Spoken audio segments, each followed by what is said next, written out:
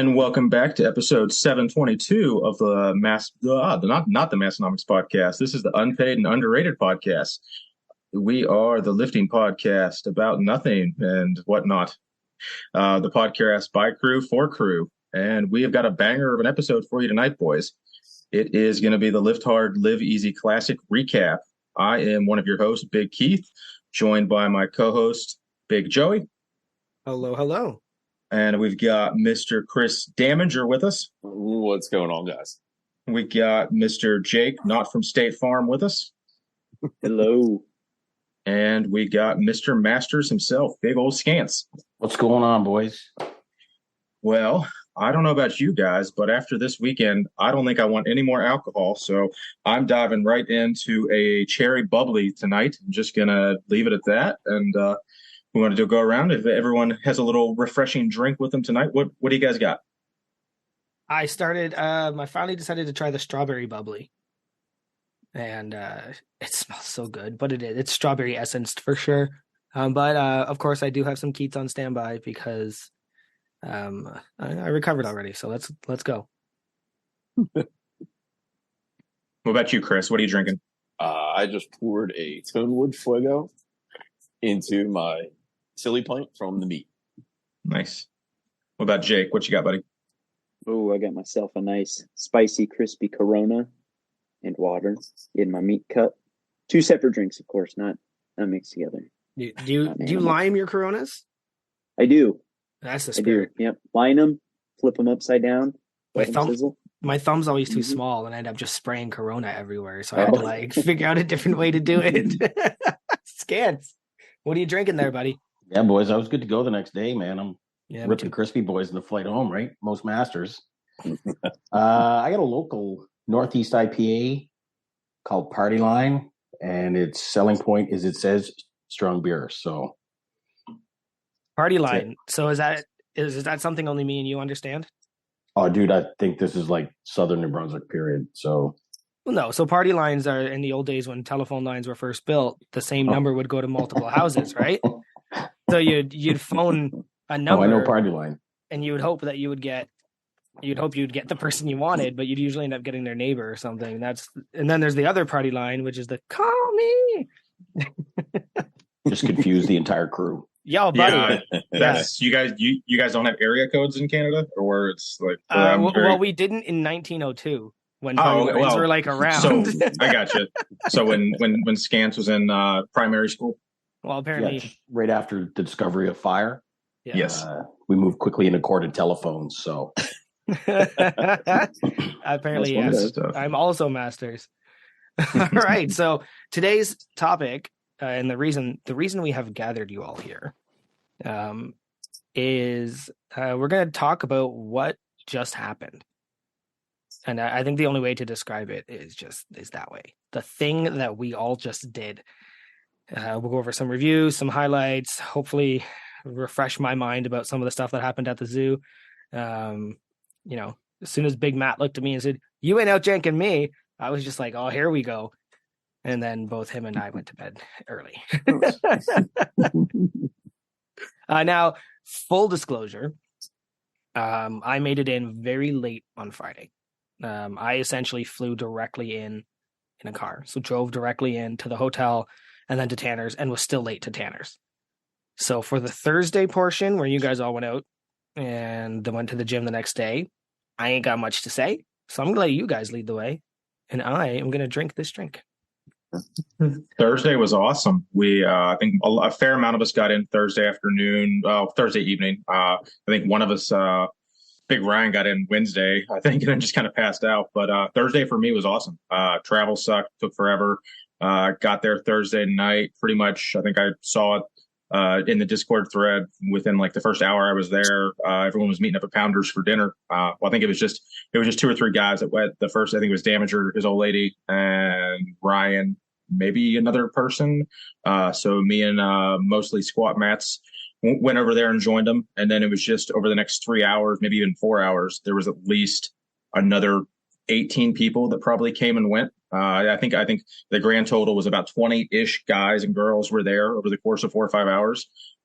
Just, couple guys would come, couple guys would go away.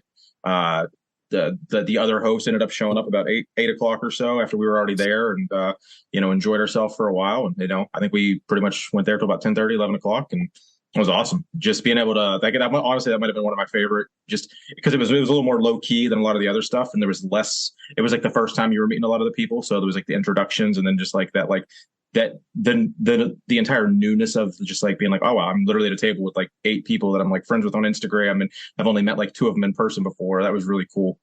That was just I did end up I wouldn't say graffiti, it's not the right word, but I did put an unpaid and underrated podcast sticker on their mirror, and I thought it would get pulled off within the next day or two. But one of the guys from Strength Co posted a story where he added his sticker to it as well, I think 3 or 4 days later. So maybe it's still there. I guess we'll find out in 2024. But Pounders was awesome for me. What about you, Damager?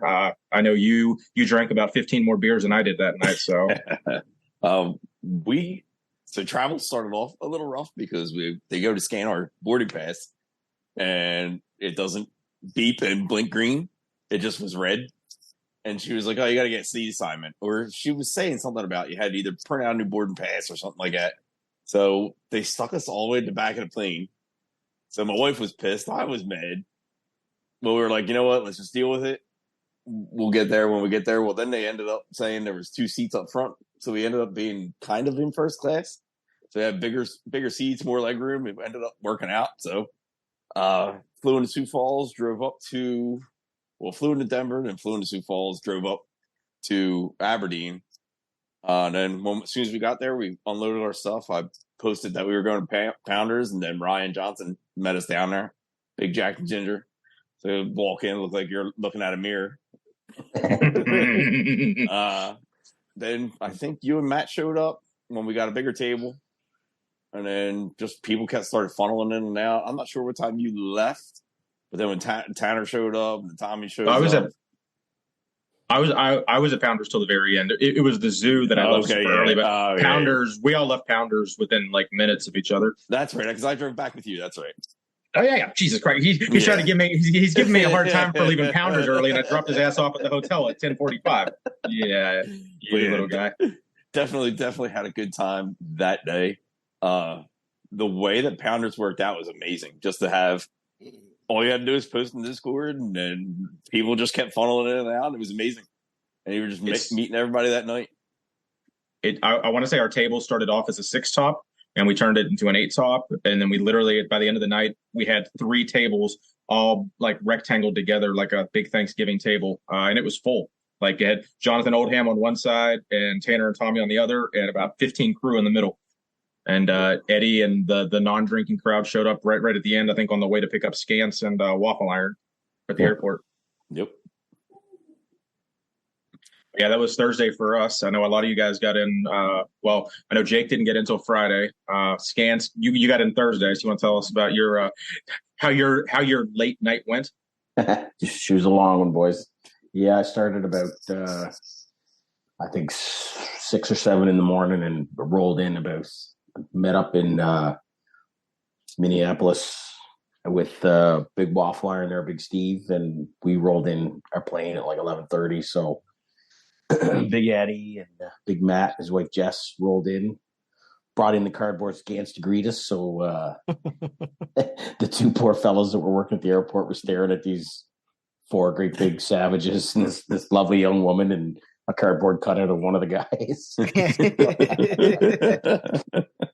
Anyways, yeah, for us it was just getting our asses into the hotel and getting the ground because it was I think about 18-hour day I had flying, so obviously I was very loose and limber at that point in time. So yeah, anyways, yeah, that was about it. It was very uneventful, just a long old day. I was hoping to get in watching the boys all posting pics, but being a Pounders, I'm like, this sucks. I'm sitting in the airport. I was so mad. I will tell you, we drove from about 10 a.m. our time till about 10, so about 12 hours. Yeah, so we ended up in Madison, Wisconsin. And first of all, yeah, I'm not going to say anything. I'm just going to tell you, I must have been the fattest person I saw. Like everybody there was thin and attractive throughout the entire drive-in. Like it was like the Truman Show in Madison, Wisconsin. But then the hotel was also over $300 for one night. So I guess, as It's Steve said, it's a big. it's a big hit, but it was just a Hilton. But as Steve said, like that's because nobody can afford food. That's why everybody is so small there. But I was having a point there and watching all you guys at Pounders, and I'm just like, because I knew what was coming, which leads us into, I guess, Friday. Or do we have more to talk about? I'm good. All right. Yeah, I'm good. I think I did forget to put like weigh-ins in, but that can kind of go with the make it to the gym. Like that was Friday. It was like weigh-ins. If anyone wants to, run with that. Weigh-ins are what, Friday morning? Yeah. So like Friday morning was like that. That was like the first one everyone kind of like saw the OD ice rink and was just like, oh, this is where it's going to be. Like I don't know about everybody else, but that was definitely the biggest venue I've had a powerlifting meet in. Definitely the hottest venue I've had a powerlifting meet in towards the end of the day. But overall, they had it set up great. I couldn't imagine trying to do it at the American Inn. Like I dropped people off at that hotel and saw how small it was, and the parking lot wouldn't even have fit That's as many people as we had competing. Yeah, I stayed there. It was a great little place, but the bartender was even like, "Oh, they were supposed to do that here," and I was like, "Yeah, they're not going to fit here." So She said. some of you guys ended up at the gym. Like, did you go for a tour? Anybody? You guys like did a gym tour on Friday, or because I know I wasn't there. Yeah, we hit the weigh-ins for a bit there, and yeah, I went with you. I think, right, Chris? Yep. Yeah, that's right. Jen took control of my as a responsible adult. Yeah, so we hit the weigh-ins, and that was a pretty surreal experience. Walking in, boom, there's Tommy, there's Tanner, there's Chris and Jen, there's Big Jen, there's Big Murph. I was just like, holy shit, boys, this is freaking crazy. And but yeah, weigh-ins were pretty slick and out for a bite to eat, and then whole freaking crew of us all just showed up down at the gym and hung out for a couple hours, just cracking beers and playing around. It was pretty cool. Yeah, I saw those photos. Were you guys able to play with things in the gym that day? Yes. Okay. All right. Here, I thought Sunday we went and broke some rules. But I guess on Friday, you guys, okay, that's good. That's good. We were authorized one visit, remember? Well, remember, Big Caden said if you touch anything, you have to pay. That was Sunday. Yeah, that's not how that worked out. So one thing I got a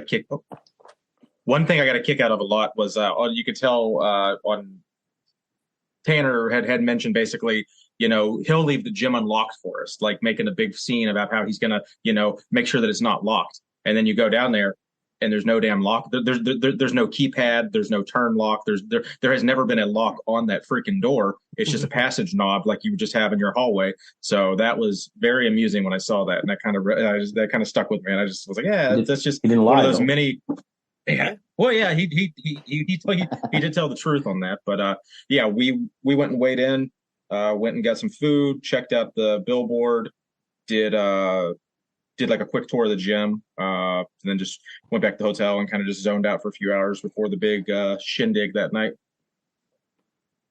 And then the big shindig.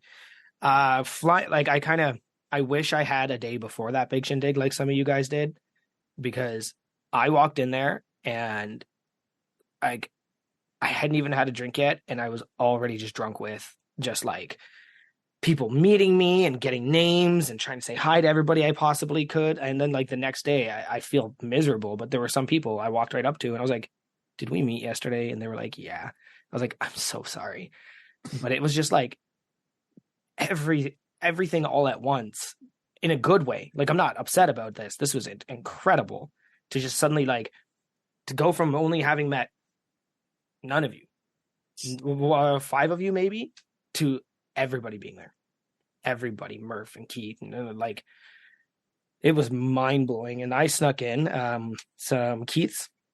I brought in a 12 of ice cold Keats and a couple of drinks that I think are going to be shared on the podcast.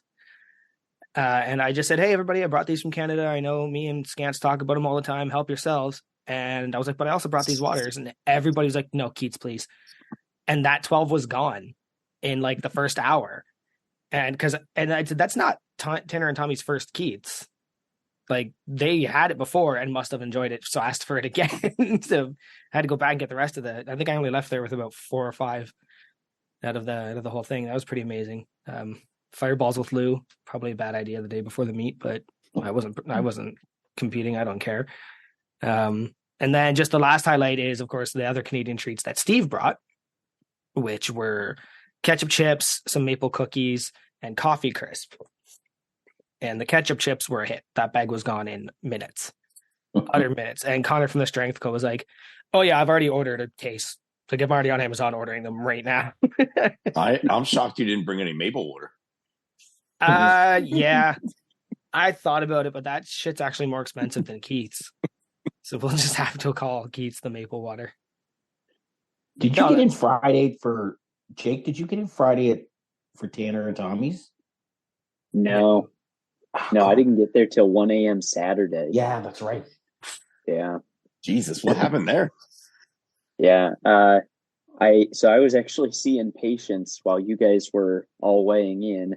So I had to weigh in clinic and then send a picture of my weight to Big Dave. Oh, nice. That's how we went. Yeah, that's how we went around that. And then I had a procedures lab till about 5 p.m. local Omaha time.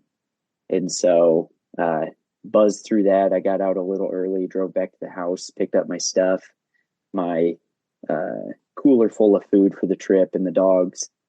And we just booked it on up. And yeah, I got to the hotel about like 12:45, 1 a.m. Saturday. Rough. And then, Man. yeah, we were up a few hours later getting ready for the meet and had to, right before everybody got started Saturday, met Tanner super quick, met Big Dave, had to get my heights for the squat and bench, and just went from there. So yes, I was exceedingly jealous of all the meetups because that Friday party looked sweet. Missed out on free pizza, free keats, all the fun stuff. She just told all those patients, Motrin and water, I gotta go. Yeah. Change your socks, I gotta go. Mm-hmm. Yep, we were in and out pretty quick in the clinic there. I think the best food you might have missed out on was that pulled pork. That was the biggest vat of like pulled pork I think I've ever seen at just like a family gathering, like a family and friends gathering. That was very good. So Yes, big thanks to Mary for pretty much probably doing about 90% of all that for us. So Tanner went to Target. We know that. Yeah. He suffered through Target. Now, did he actually confirm he went in or just went? He said he went in. Mary went in. Yeah, all the pictures were him. Because Tommy actually asked him, like that was like a topic I think on last week's episode. Because he was like, "Did you get that delivered, or did Mary pick all that up?" And he's like, "No, I wanted to go pick out everything."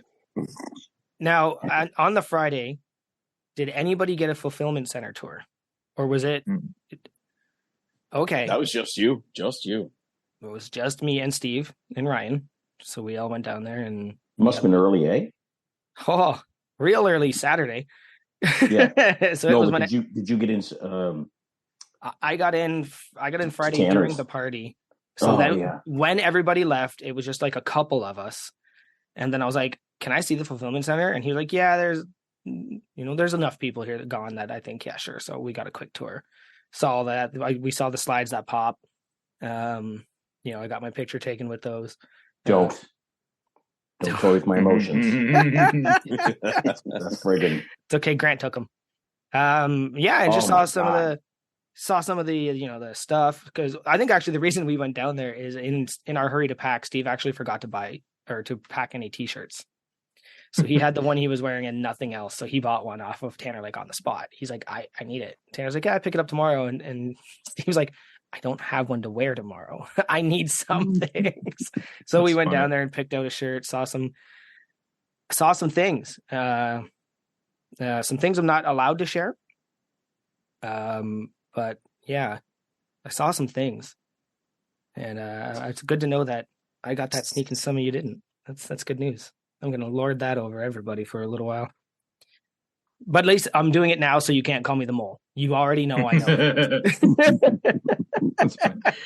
Yeah, I think first you had my attention. Now you've got my interest. All right, and that's Friday. Unless you guys have something else you want to add. I will say that. What you got, Chris? I wish every meet started that way with like a nice little free meat party the night before. It just like set the tone for the rest of the weekend. It was so good. I just laughed so much that it was, I don't know. I really didn't go into the meet like super nervous or anything. So Yeah. it just made things so much better. It's like you're having a meet with your friends, whereas, every meet, I think Keith, you even said this to me, like you go to a meet, you might know one or two people. And here, 98% of the people competing. And then even the ones I didn't, I knew right away. Right. Yeah, they were all gym members. Like they were all like historic gym. Like I talked to, Ryan DeFay and Matt Rossmore and like all these guys that aren't really in crew or anything, but they just like have been Massonomics adjacent and Massonomics podcast adjacent. They've just been part of the family for years. So just like, oh, I know you. But then they have like they don't listen to the podcast at all, which is kind of funny, but it's just like they're still part of like, that circle. Meeting Bryce was really cool. I think my favorite part was asking everybody around me who the big tall guy with the beard was and why he looks so familiar. And it's fucking Tyler Effenstone. Like, oh yeah. So the whole time I was going, that guy looks really familiar. Like I know him, but I don't think I've met him. Like he's somebody. And then he walked up and he knew me. And then I was just like, damn it. I figured it out like as he was approaching me. I was like, oh, it's Tyler. And that's when I was like, hey man, I don't know if you know who I am, but he's like, oh, I know who you are. And that was really cool. But I mean, that just goes to show that like, even if you don't know him, you know him. Right. Any highlights from the meet?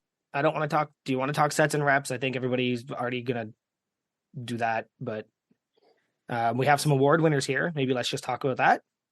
Sure. Jake, you are literally wearing yours, so we won't forget. So what did you win? Oh, yeah.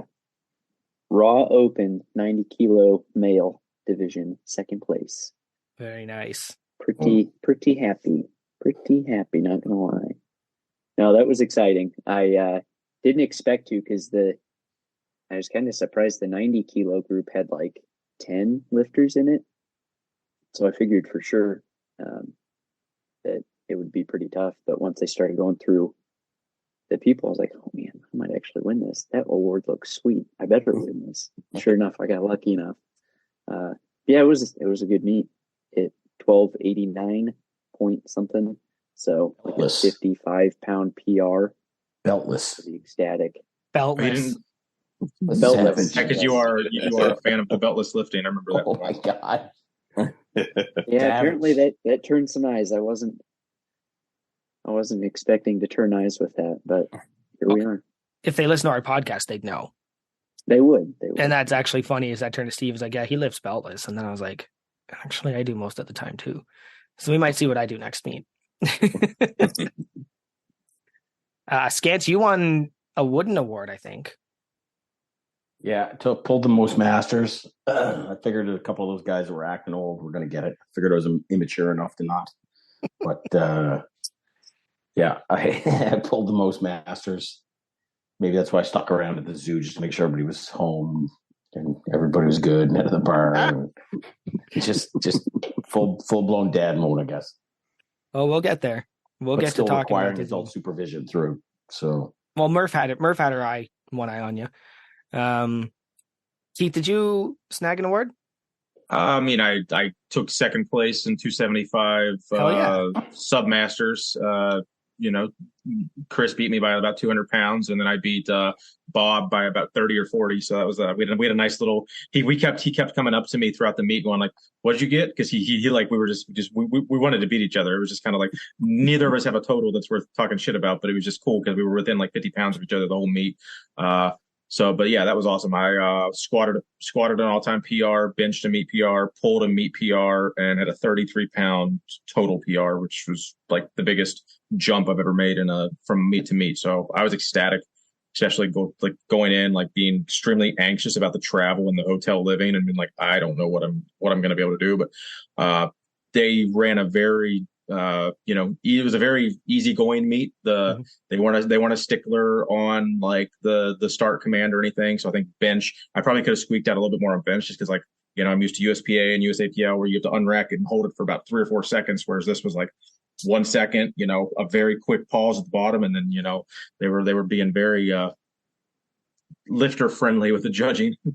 Oh, well, I from the stands, I think was a bit of a different experience. I think it was good judging, man. Yeah, I think I that don't think there was any gimmies. It was there was a lot of red lights on those squats. A lot of red lights on those Yeah. squats, and yeah, that was actually at one point I think I turned to Steve and I was like, "You watch that one judge, like," and then we were watching, and she was like eye level with your hips, and she'd go down with you and come up like it was. Nice. I think she was on point. I think the commands were a bit fast, but like good. Because sometimes that unrack and you're standing there shaking, and they're like, "We're not telling you to bench until you stop moving." Right? I hated that. yeah, but that's generally your lifters as a ref. It's generally lifters error. I've had to re-rack lifters in the squat. And what's going on? It's like, dude, your freaking knees are bent like 10 degrees. Lock your bloody knees out, or So it's it was. I thought it was really good. I thought it was really good roughing. Yeah, the pyrotechnics was literally the most insane thing I've ever experienced lifting in my life. I was like, cool. I was like, oh my God, is this going to happen? Like, I was nervous because I'm like, I don't like change, and anything that gets me out of my rhythm just messes me up. It's hardcore. So I was like, man, they're going to light that pyro. I'm going to drop my third attempt. I'm going to be so pissed. And, I locked out my third. I was like just grinning ear to ear, and they fucking throw the flames out, and I thought my damn eyebrows singed off, and I was just like, I think if you watch my video, I actually like mouth, I better not drop this or something to that extent. Like I may have just been like, holy fuck or something, but it was awesome. Dude, I felt like KK at a Russian meet, flames going and machine guns firing. I'm like, now fucking belt. Not to cut anybody off, but we actually did there. Chris, you won 1 or 2 awards. I got second place Submasters Open behind Flying Ryan DeFay.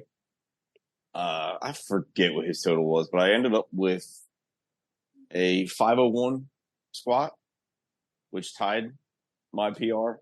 303 on bench, which was a 43-pound meat PR. And I missed 606. I think I hit a 589 deadlift, but missed 606. So it gave me a 1394 total, which was nice. It was still a 34-pound meat PR on total. And I got, second in Submasters Open and first in just Submasters. Ryan had 1427, so you weren't that far behind him, honestly. Yeah, not too far behind. No, he's dropping do you have a spreadsheet? Numbers. Do you have a spreadsheet? I have fucking open powerlifting on my phone. It's always the spreadsheet. My spreadsheets came in handy. My spreadsheet's going to keep us in podcast guests for the next 6 months. So hey, doesn't mean it's not something I'm going to laugh about. I didn't compete, and I've made that pretty clear. So what I wanted to do was be useful in other ways. So one of the first things I did, of course, was buy the gear, which I'm sure we'll get to at some point in the conversation. I bought, whatever was that I didn't have, including the shirt I'm wearing now, which is the original blue lift shirt. But I thought I just wanted to be useful in some other way. So I started just kind of checking in with the lifters, doing some content for our Instagram page. I was doing a little bit of liaison between Barefoot and the guys because they were running the meet, and Barefoot had questions, and I was like, just send me to run. Like, I'll run back and forth and get all the stuff handled because Barefoot showed up a little late. Doing some filming for everybody. Scants, I did yours. I did Keith, I got a couple videos of you, which I have I sent to you? Yep. Yeah, you got a good like down up angle. Yeah, Jake, I grabbed a couple for you as well. Chris, I think Jen was handling you, and me and Jen, essentially once I got front row. So Steve left because he was exhausted. And I had a beer because Big Lou had a beer. This was like halfway through bench. So I was already feeling a little loose. And I just kind of at that point just became hype. And Jen was there with me the whole time. We were just shouting and screaming and having fun. Got in trouble from the guy next to me for having too much fun at a powerlifting meet. I heard that story. That was funny. Yeah, I did hear that story. You better sit down, boy, or something stupid like that. It is what it is. I don't live there. I'm gonna give that guy the respect of he does and I don't. Just like, don't come to a powerlifting meet next time, man. Like if me being in your way because I'm cheering on my friends is a bad thing, maybe next time you don't. But that's neither here nor there. So there was one point, and I'm still reliving this because it's one of the funniest things. I think it was right when me and Jen finally like clicked. So Chris is looking out, and like me and Jen were like having fun and chatting, and And Chris goes like he's gonna go 606, I think was your second or third attempt. Third attempt deadlift, yeah. Yeah. And Jen says, just breathe, baby. Just like focus, breathe. And then I stick my head in front of her and I scream, don't listen to her. Rip it and fucking send it, bud. And then she's like, don't listen to him. And it was just really funny because, yeah, that at that point, me and Jen were just synced for pretty much the rest of the day there. And I got to baby powder Larry the Legend. Nice. Yeah, I went back to ask somebody something, and he was just like, hey, you're not lifting. Can you help me out? And I was like, damn right. It's my duty, sir. Yeah, meeting Larry was pretty cool. Like, that was definitely on my bucket list. He did not. You basically had to pry anything out of him. He was very soft spoken. I'm sure if he knows you a little better, he'll talk. But it was also, I think when I met him, he was like right after. It was literally right when we were about ready to go lift. So a lot of people were kind of not as talkative in that zone. But yeah, meeting Larry was pretty cool. I talked to him a little bit at the zoo later that night too. But that was definitely on my bucket list to do. All right. Does anybody want to add? Like, what did you get out of this? Like, some of you are already wearing. I can tell what you bought. You got your meat shirts. I'm seeing the Lift Heavy Metal shirt, the Jefferson Deadlift shirt. Blue Jefferson. I grabbed the ammonia, the silly pint. Talked myself out of the shorts for some reason, the camo shorts, and said like, nah, I'm going to get back to Michigan like halfway home. I'm like, I should have bought those damn shorts, but I didn't. That's fine. I couldn't do it. I don't wear camouflage. I know. I always joke about wearing camouflage, and I only have like one pair. No, unless I'm getting paid, I'm not doing it. No, that's the spirit. That's work. That's work. This is not work. Yeah, that's with me in dress shoes. You're paying me extra for wearing those. But is there anything that anybody thought was that they got that you wanted to pick up? I love the meat shirt. I initially was going to get an extra large, and then my wife went to go pick it up. And I think Tanner knows that I've criticized the sizing enough that he's just like, are you sure he doesn't want a 2X? And he basically made her take a 2X for me, and it fits perfectly. And then when I bought a lift shirt a little bit later, he was like, well, this one you can get an extra large. So he basically self-admitted that their shirts are a little wonky on the sizing. So I got a kick out of that. So yeah, love the meat shirt. I'm debating on buying another meat shirt just to hang it up on the wall, but I got the poster. So I think the poster will, serve, suffice for that. Got the lift shirt and bought 2 pairs of lift shirts, just in bigger sizes than what I have currently. And then I traded with one of the guys there, a pair of curl shorts that don't fit for a pair of deadlifter shorts. So that was a little swap going on. I did end up grabbing the collars from Strength Co. Yeah, they're gorgeous. And they're not what I'm used to. So I'm still having some trouble one-handing them. I haven't quite figured out that fold and snap.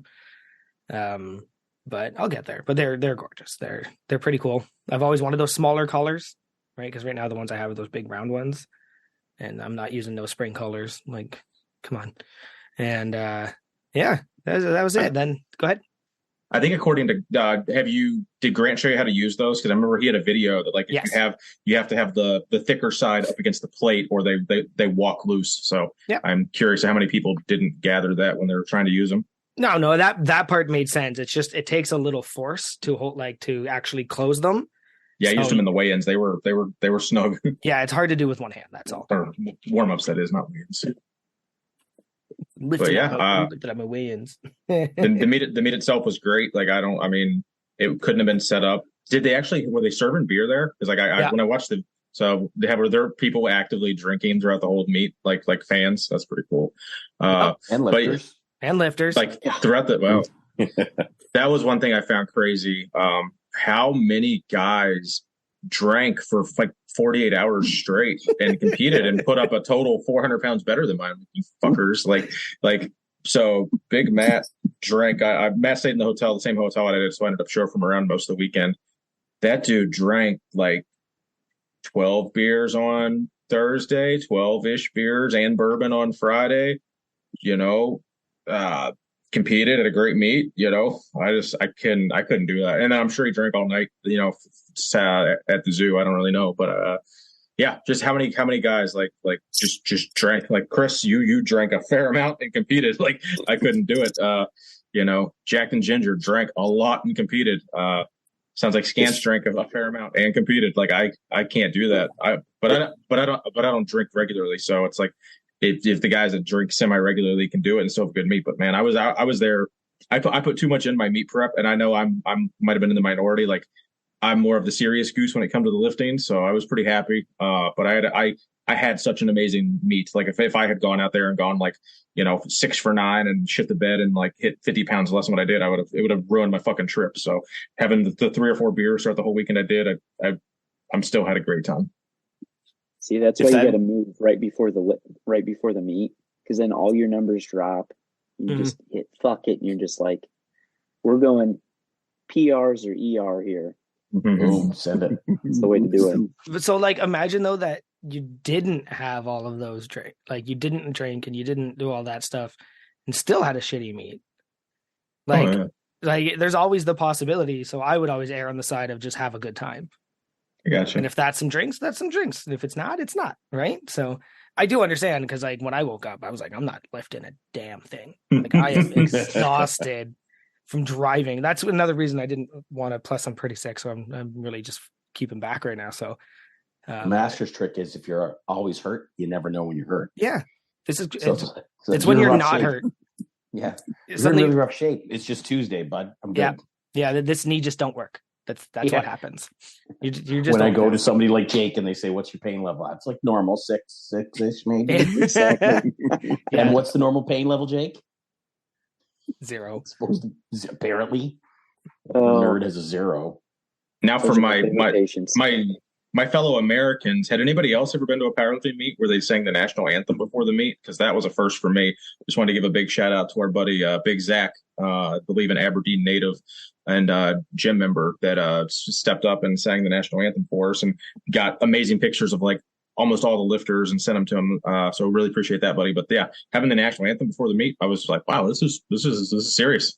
We really are in God's country out here, aren't we? I've never been to one like where they did sing the national anthem beforehand. It's always just been roll right into it. That might have come out of Zach, but we were chatting on the Discord for a bit about it, and the boys said, "Hey, you do sing? Yeah, come on, give her." Yep. I was trying to get him to sing "O Canada," but yeah, I don't know the words. Nobody knows the words. I just said, say it 3 times, chug some maple syrup, apologize, walk off.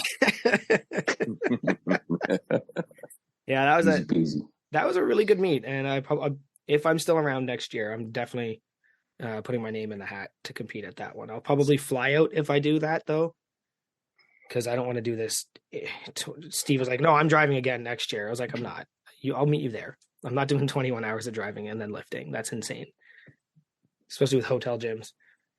All right. Anything we got to add? Anything you guys want to talk about directly at the meet? Any silly goose times you had? All right. So directly after the meet, we went back to the hotel. I caught a ride with Ryan because Steve was still sleeping. And when Steve was not awake yet, I went and had a drink with Big Murph. And then we all went to dinner where we drank more. And that was when, for me, I think the dinner was when I finally got to sit and like remember. This is embarrassing. I finally got to sit and remember who all of you are, what we've talked about in the past. The whole time at the meet, I'm just everywhere, right?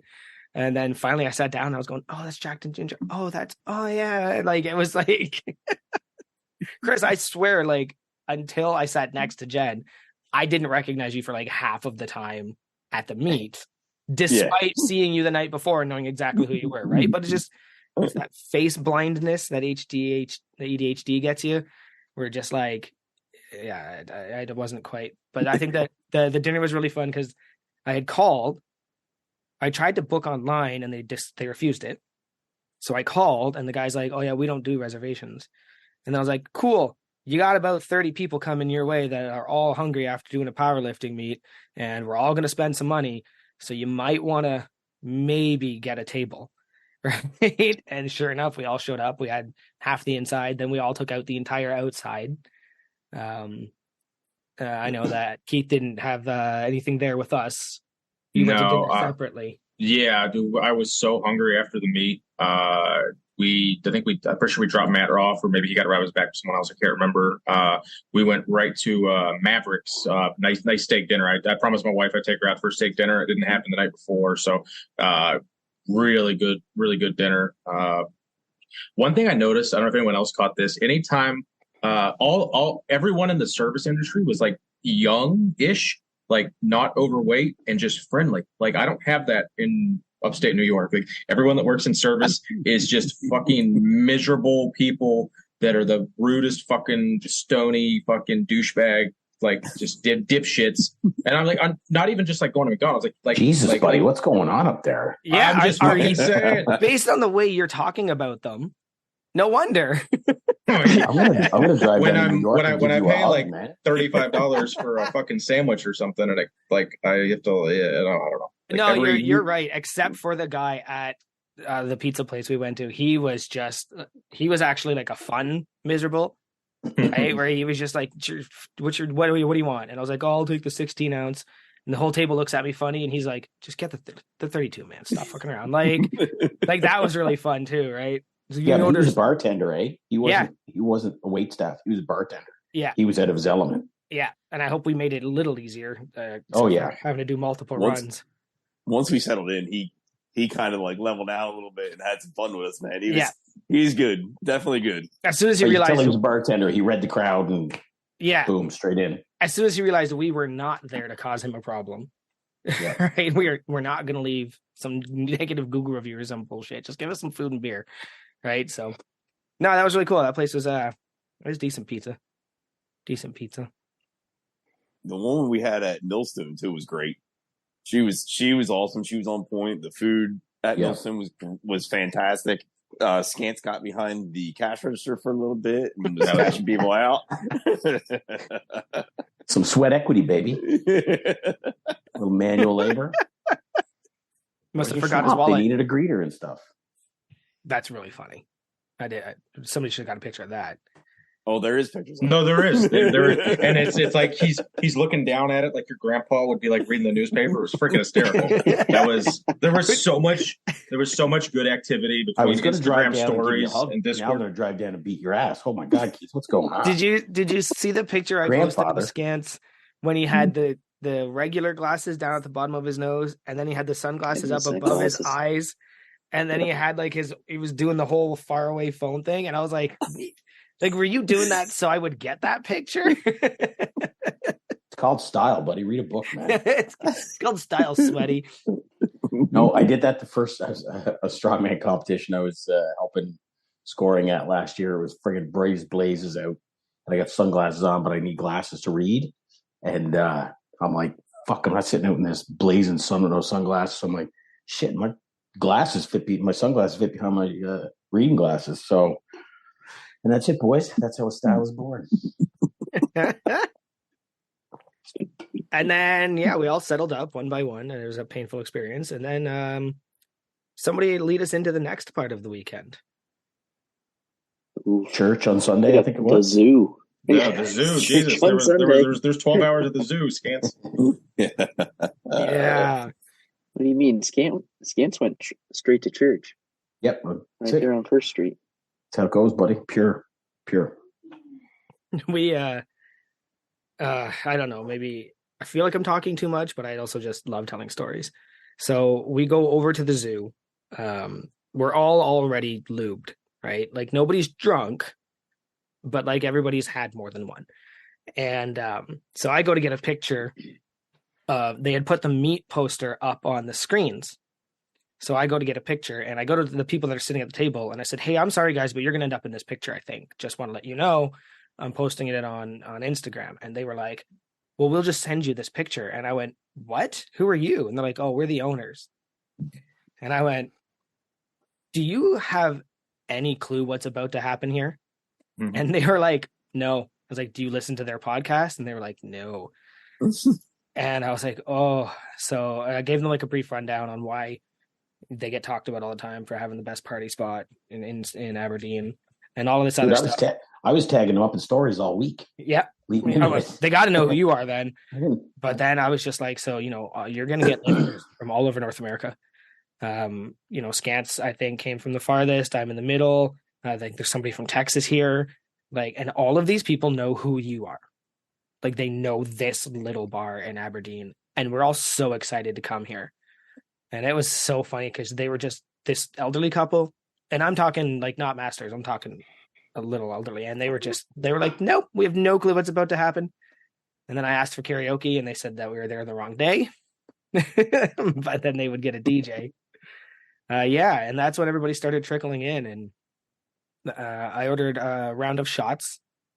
And Big Matt was like, no, I got to get up early. And I was like, oh, okay.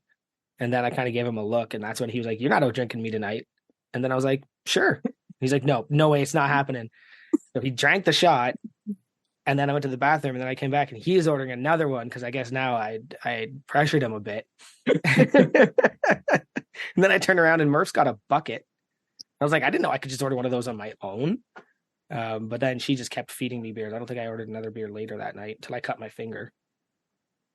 Heads up, Murph. And then she almost passed out. Yeah, big ups, Murph. Cannot handle blood. Because I was just like, I'm Or just birds. Yeah, or birds. I'm just walking around with this cut. I got a napkin around it because whatever, it's a small cut. It was not, by the way. I got home and investigated that later. That beer bottle did a number on me. Oh, yeah, and then most of my night was just. So Jen ended up messaging me and saying, hey, do you have this picture with Tanner where he's like squatting so we're the same size? I was like, huh? And I went and opened my phone and I had like 6 or 7 photos I don't remember taking because the night was just so wild. At some point I put my phone away and I was like, I've got to stop doing this and like be here. So that's when I started to do my goodbyes because Keith took 45 minutes to leave. He was like, I got to say hi to everybody or bye to everybody and make sure I get them on the podcast. And then I was like, dude, good luck. And then I just like left him to be. You were still there like half an hour later. Well, my wife was hemming and hawing about going to the zoo in general. And then I was like, well, I don't want to get a DUI and I don't want to commit myself to just drinking a beer. So she ended up coming out. She was going to drop me off and then she hung out. And then she was kind of like, all right, it's too loud. The music sucks. I want to go home. I was like, okay, I fully understand that. We had to be up in like 6 hours to go to the fucking, like she kept on looking at the clock. And like we do have to literally be up in 6 hours now. And I was like, all right. I'll start saying goodbye to people. Whatever time it was, I gave myself like a half hour. And I was like, I'm going to start making the rounds because I want to shake everyone's hand and say goodbye, and then that kind of gave me the excuse to actually talk to people. Because like, as much as I talked to people, there was probably 20 people that like, I only knew by their face. And I was like, I haven't talked to this person once, or I did, and it was very brief or whatever. So I wanted to actually like get a solid minute or two with everyone. And then that minute or two turned into 5 to 10 minutes with like, every single person. So I like, 5-minute conversation time, 15 people. And then everyone that I said bye to at 10 o'clock when they saw me there at like 10:30 or whatever the time was, like 45 minutes later, like, thought you left an hour ago. I was like, I'm trying. But yeah, we got out of there after about, I think we were at the zoo for about 2.5 hours, maybe. Had 2 or 3 beers, had to decline Joey's shot offer. And I would save this for the funniest thing I said at the meet, but it happened at the zoo. So I'm going to just tell my whole little story here. So I think I posted something in the Discord throughout the meet when it was a picture of me, and the handoff guide looked a lot similar to Tanner as far as just having really long hair and like kind of a beard. So he was like a fair amount shorter, and he wasn't a skinny guy, but like 6 foot 200 pounds compared to 6'3", 6'4", 275 pounds is a big difference. So I tagged him Diet Tanner on Discord or something to that extent, and then he's actually in Discord, and it was just a whole thing where he actually changed his handle to Diet Tanner and said it was like a compliment or whatever. And then I got a picture with the two of them at the zoo together with me in the middle, and I thought that was hysterical. So that was my zoo outing, was just getting to meet a lot of people and having my little spreadsheet out and adding every one of the podcasts and giving out stickers and trying to remember names. And there was probably at least 10 or 15 people there, not at the zoo, but like throughout the whole weekend that like, I know they're in Crüber, but I didn't get the opportunity to meet them. I don't know who they are. Like, I feel bad that I didn't get to meet them, but there was just like, I feel like there were so many people that kind of either were fresh to Discord and did the meet, or they were just lurkers and didn't really say anything until the meet time. Cause I'm just like, I've never seen your handle before and somehow you're at the meet. That's crazy. So. Well, that actually leads into Big Jen grabbing me and saying, we have to go meet everybody. And I was like, I'm like, at this point, I'm ready to go. She's like, no, come on. Jen, I don't know if any of you experience this, is very good at peer pressure. And I don't usually fall for peer pressure, but for some reason, when Jen asks, you do it. So we're going around and we're just meeting to people. And just like, this happened for probably an hour of just Jen like leading me around and making me meet all of these people. Or if she didn't know them, like making me introduce myself. It was actually pretty amazing to hang out with Jen. But that was about the time where we left. Because, oh boy, but on the way out the door, doesn't Big Bryce grab me? And if Big Bryce grabs you, you're boned. It's a big man. He's a big dude. And he goes, you're not leaving, are you? I was like, yeah. And he's like, not without going top shelf. So he dragged me onto that sticky damn floor. Shut your mouth. Enjoy the top shelf, baby.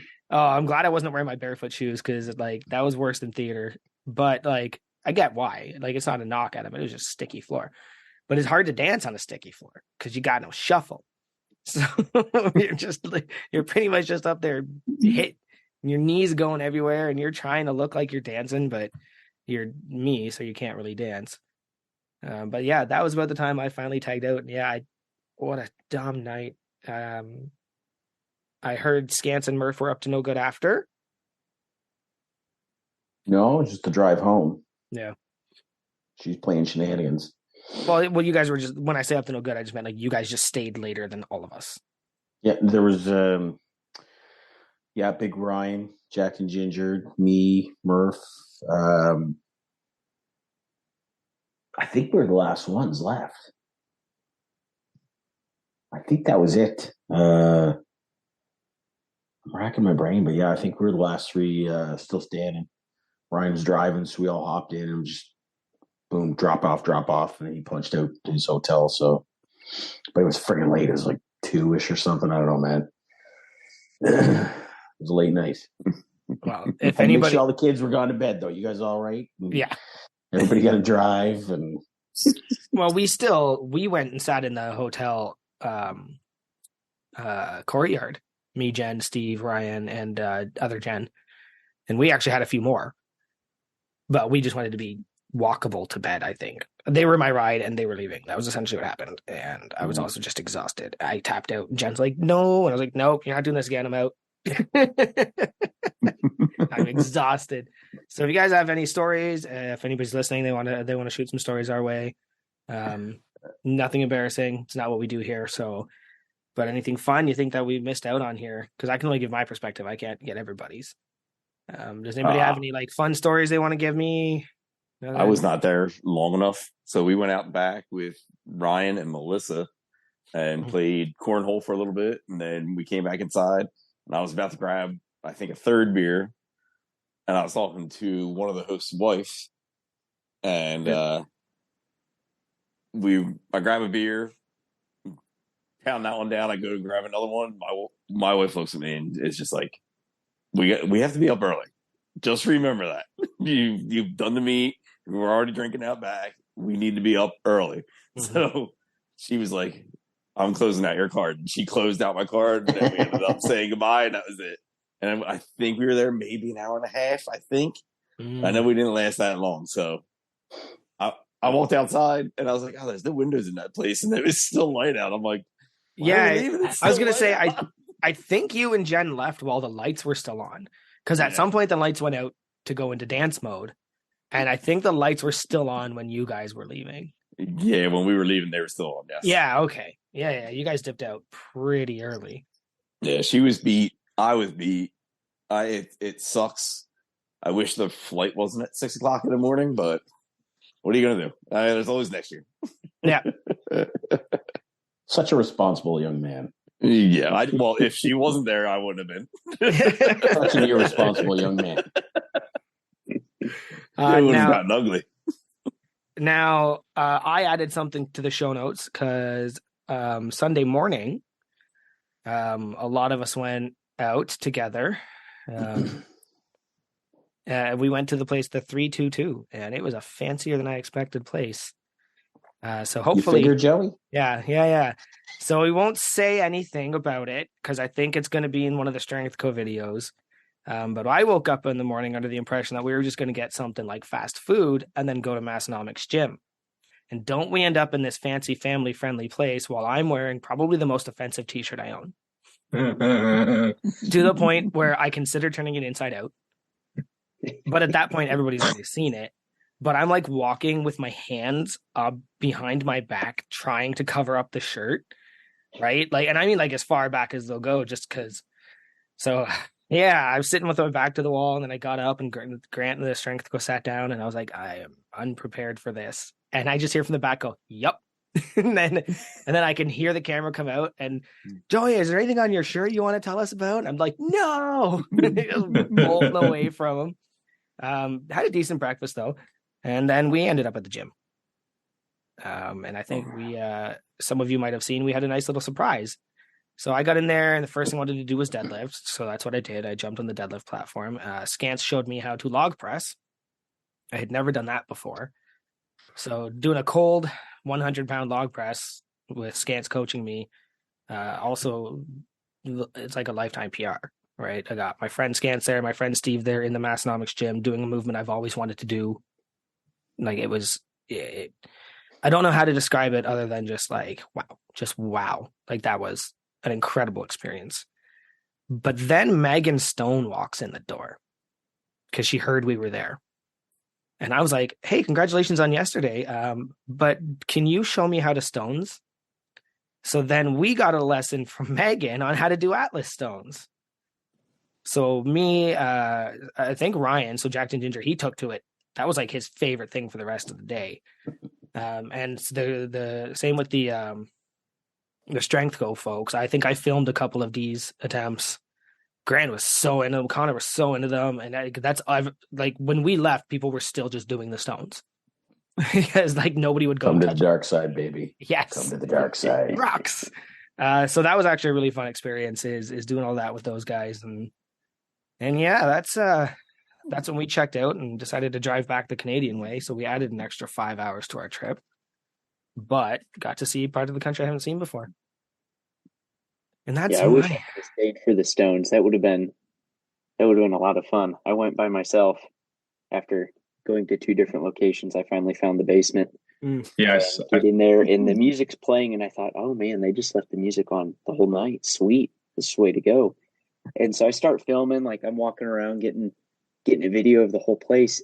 And I was walking through the door to the back where all the racks are, and some guy is walking through. And I asked him if he was working hard or hardly working, and he just like dead stare at me, didn't say a word, and just walked over to finish his workout. It's like, oh, okay, got my stuff done. But yeah, I really wanted to. Next year, I'll have to stay for the stones and some of the strongman stuff because I was in between doing stuff. I'd walk over there and look at it. And thought, man, this looks like fun. Nothing like picking up stones. Yeah, it was really cool. It was a fun experience. And poor Meg, hi, congratulations on your meet. Can you show me how to lift stones? Like, I hope she wasn't there to work out because she genuinely didn't get a single thing in other than showing us the stones. Tyler showed up too, and I think at that point too. But I'll say honestly, when you get somebody that wants to try something like that and you get a chance to show them how to do it, yeah, boom, all day long. I've set the gym bag down. Forget it, boys. Let's muckle up. We're having a freaking lesson here, right? You want to see somebody doing it right and not, if you don't pick a stone right, you're blowing bicep tendons. Yep. So it's always nice to get somebody onto that. Yeah, I think show somebody down the path, right? So I think with just the amount of living easy I did, I think I stuck to the 120 stone. I don't think I went any higher than that, just because I was like, I'm not. The last thing, and Steve even said that, he's like, if you tear a muscle, I'm not driving with you. Like, I'm not listening to that whining all the way back to Canada. Stones aren't linear either. There's, yeah. So, yeah, that was a Sunday that I wanted to add and make sure we kind of chatted about because big thanks to Scants for me and the Strength Co guys and Megan just for all showing up and making my first and only trip to the Massonomics Gym just unbelievable. I think my biggest disappointment about the Massonomics Gym was that I guess Dante was out of town this weekend, so I didn't get a chance to meet him. I got a picture with his locker, but that was about it. So I'll have to come back next year. Maybe he'll be there to show us how to lift. That one kid that was there, Ryan. There's so many Ryans. We've said Ryan 17 times in this podcast, and I think each time it's been about a different Ryan because there's like 6 of them. So this is the really young guy. So he joined us with his family. And at that point, I had set up the tires because I'd never deadlifted tires before. They don't weigh anything, but it looks cool as hell. And he came in, and then he was like a little nervous. And I was like, buddy, these aren't 10 pounds each. Like, I added weight just to make sure it felt like a deadlift. And he was deadlifting with us too. But he had such a... I told him, I was like, don't take this the wrong way. As soon as you say that, it's going to be the wrong thing. Something offensive. But I was like, I'm a deadlift specialist like you. I was like, I watched your entire meet. I think your deadlift was like 200 pounds over your squat. He's like, yeah, like that's my specialty. So I was like, well, then you're going to love this. Let's do it together. So that was really cool, just hanging out with that guy. I don't think he's a member either. I think he was just there to visit too. And that's it. That was the Sunday that I wanted to talk about. And maybe you'll see that shirt in one of the Strength Go videos, and don't watch it with your kids. It's not a swear word. There's no swear word. And if you follow me on Instagram, you've already seen it. I bought it as a gym only shirt. And Morgan said, wear it when you go to Massonomics Gym. That'll be funny. And then I ended up wearing it through fucking church service Sunday at Aberdeen. I was really jealous. I was seeing that pictures and videos of that Sunday morning, and it seemed like, as I was going layovers and whatnot, there was like 3 people at the restaurant. There were 6 people at the restaurant. There was 30 people at the restaurant. Like it just kept growing and growing and growing. Like, wow, they just took over that entire restaurant. So that was pretty cool to see. So you missed out on pounders, but it looks like you made up for with that Thursday or that Sunday morning breakfast for sure. Yeah, it was one of those, like, a couple of us said this is where we're going, and then I think not everybody knew we were there. Like some people walked in the door and just got met with a chorus of working hard or hardly working. And they're like, well, I guess we're joining you guys. And like, that's how that, like, yeah, that's exactly what it was. And it was a pretty good time. What about just any other food or drink? Anything that stuck out to them? Any other meals that they had in Aberdeen? Did anyone get the double dipped wings? Because we were trying to make it there. I think it was not the other place, the Circus. Is that what the place? Yeah, the Circus. Yeah, we never made it. We ended up going to BW3 because I think it was right next to the hotel. But I think the Circus would have been a better choice for food that day. But I think there was 5 or 6 of us were at B-Dubs on Friday before Tanner's party. There was a fair amount of us, but watching mostly squats order the hottest wings on the menu and then tap out after 4 or 5 of them, it was hysterical. The motherfucker, his fucking face went from he was sweating within like 2 or 3 minutes. He was completely profusely sweating and turned red and had to tap out and then put a whole nother order of wings in for like slightly less hot. And I was just, I'm a bit of a hot sauce specialist in myself. And my whole family will tell me all the time that I'm broken. But I will tell you, when it comes to wings, I don't mess around. Because you're not just eating a hot wing. It's all in your fingers. It's around your mouth. It's getting in your nose. Like, if I would eat a 9 out of 10 hot sauce, I would eat a 7 out of 10 chicken wing. Or I would order the 9 out of 10 on the side so I can control how much is on it, which is usually what I do. I order a Cajun wing, give me your hottest sauce on the side. So I wish I was there to talk Matt out of that, because that sounds really stupid. And then you're going to shit on the platform. Yeah, that was definitely brought up. We were talking about that morning. Yeah, maybe I would have got first place if you'd finished those chicken wings. But yeah, that was one. Yep. I did try the Chislic, which was just seasoned beef. Just seasoned beef. It comes with a dipping sauce, and it was good. It was pretty good. Somebody got it at breakfast, and I distinctly remember yelling, "What the fuck is Chislic?" And then it's beef. And then I showed up, I was like, that's just beef. Like dog food chunks. Like it was just, when he ordered it was just squares of beef. Is that all it is? Yeah, that's pretty much all it is. Cool. That sounds delicious, actually. Yeah. And then I was hoping somebody would bring tiger meat to Friday's party. Yes. Oh, dude, I wanted tiger bad. I wanted to try that so bad. Yeah. All right, we'll have to add that to next year. This will be our list of demands for Tanner's party next year. Everyone made it to the billboard, I'm hoping. But really, Oh, I mean, yeah. there's only so much to talk about with the billboard. I think it was very cool. We definitely drove by it and had to like circle around it and shit the first time, but getting a picture there was pretty sick. To just, I don't know, it was definitely part of the lore. I didn't make it to Brock the Rock or Me either. Menards, but I was pretty happy with the billboard in the gym and just kind of getting as much rest in the hotel prior to the meet as I could. No, I didn't get to see Yeah. Brock. You probably drove past Brock several times. I'm sure. No, Yeah, Scants Yeah. Scants made it to Mr. The Rock, didn't you? Yeah, we had a run in. Basically, terrible accident. Brock holds no mercy, boys.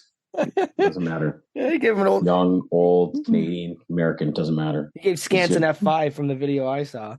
He's going to take out the trash, buddy. That's what he does. No, if anyone watched one of Grant, so Grant's already put 2 or 3 videos out from the weekend. The first one I believe was them getting to Aberdeen and going to the wrong rock. They just went to this like massive rock and had like They found another rock. had like a 5-minute scene with it too. And then Big D's like, yeah, we were at the wrong rock, and they were like, oh, that's embarrassing. Because that rock was when they in that video, the first thing it says that can't be because nobody's accidentally driving over that. No, not unless you have a monster truck. But then Well, they what's funny with their video was they even asked, like, is this the rock? Is this Brock the Rock that people run over in Aberdeen? We came to Aberdeen to see this. And the lady's like, "You what? You came to Aberdeen for a rock?" Did everyone else have a fair amount of like just wait staff and just like people saying, "Are you guys here for the weightlifting competition or for the gym thing?" Like No, I and got I that a was- few times. I was decked out every day in full, like, bright Massonomic stuff. And even when I was wearing stuff around the stores and things like that, and I'd ask people some stuff, and they're like, what are you talking about? It's like, where's the billboard? Do you know the billboard? And they're like, no, I don't know. I was like, really? This town's like 5 miles wide. the concierge checking us in knew about the billboard, and then the bartender in the Red Tap was apparently like used to work with Tommy at Tommy's first digital job, and it's like her Leah's sister-in-law's brother's sister or something like that. Like she knew of what was going on, but beyond that, no, I didn't get anything at anybody. You already heard, like, even the zoo was like, nope, not a clue. They have no clue what's happening. And then I was like, oh, well, I'm sorry in advance.